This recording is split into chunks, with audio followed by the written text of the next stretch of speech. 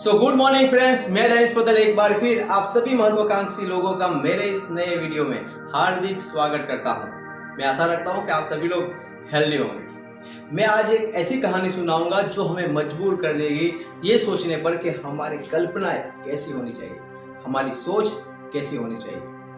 ये कहानी है बिहार के जोधपुर गांव में रहने वाले 32 वर्षीय भरत यादव की। भरत यादव दिन रात मेहनत करता और अपने परिवार की परवरिश करता, लेकिन उस समय गांव की हालत इतनी अच्छी नहीं होने की वजह से भरत यादव अपने परिवार की परवरिश ठीक से नहीं कर पा रहा था। एक दिन भरत ने सोचा कि क्यों ना मैं गांव से निकलकर शहर जाऊं और शहर जाकर पैसे कमाऊं और पैसे कमाकर मेरे परिवार की अच्छे से परवरिश करूं। लेकिन समस्या ये थी, जब वो गांव जा रहा था तो रास्ता जो था वो जंगल से होकर, नदी से होकर गुजरता था। लेकिन अच्छी बात यह थी कि उस नदी के ऊपर एक लकड़ी का ब्रिज था, जिसकी वजह से वो आसानी से शहर जा सकता था और शहर से वापस अपने गांव आकर अपने परिवार की परवरिश कर सकता था। एक बार जब वो शहर से गांव लौट रहा था तो भारी बारिश की वजह से, तूफान की वजह से नदी में बाढ़ आ गई और बाढ़ की वजह से वो लकड़ी का ब्रिज पानी में बह गया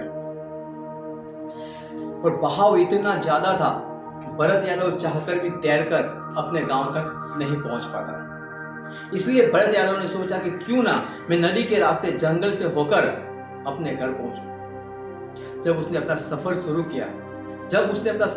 किया, थोड़ी देर पहुंचकर उसे थोड़ी थकान महसूस हुई और उसने सोचा कि कोई अच्छी जगह मिल जाए, वहां पे मैं थोड़ा आराम करूं। जंगल के बीच में नदी के किनारे एक बेहतरीन पेड़, एक खूबसूरत पेड़ दिखाई दिया और वहां पे वो आराम करने के लिए बैठा।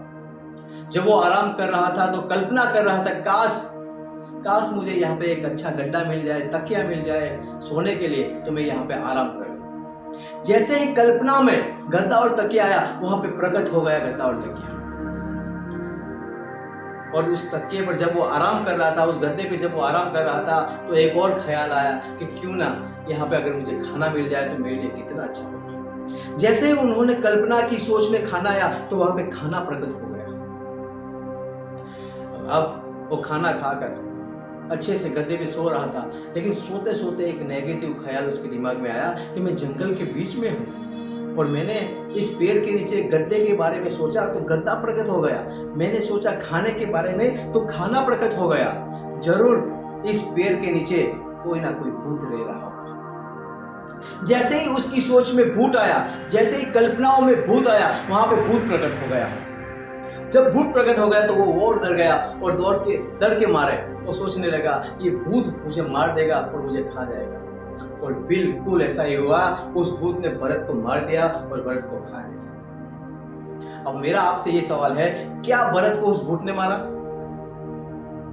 नहीं, भरत को उसकी नेगेटिव सोच ने मारा। वो चाहता तो अच्छा रास्ता ढूंढ सकता था अपने घर के लिए, वो सोच सकता था बेहतर भविष्य के लिए, वो सोच सकता था अपने परिवार के लिए, अपने गांव के लिए, लेकिन नहीं, एक खराब सोच ने, एक नेगेटिव सोच ने, जब उसके साथ सब कुछ अच्छा हो रहा था तो ये सोचने की जरूरत नहीं थी, लेकिन एक नेगेटिव सोच की वजह से भरत यादव वहां पे मारा गया। मोरल ऑफ द स्टोरी, कहने का मतलब, जीवन में चाहे जितनी खराब परिस्थिति क्यों ना हो, हमें हमेशा अच्छा सोचना चाहिए, अच्छी चीजों की कल्पना करनी चाहिए, क्योंकि कहते हैं हमारे अंदर भगवान रहते हैं। जब भी हम कुछ बोलते हैं, किसी से बातें करते हैं, कुछ सोचते हैं, तो तथास्तु कहते हैं। क्या पता कभी हमने कुछ गलत बोल दिया और तथास्तु कह दिया तो हमारे लिए वो मुसीबत साबित हो सकती है। इसीलिए कहता हूँ हमेशा पॉजिटिव रहिए।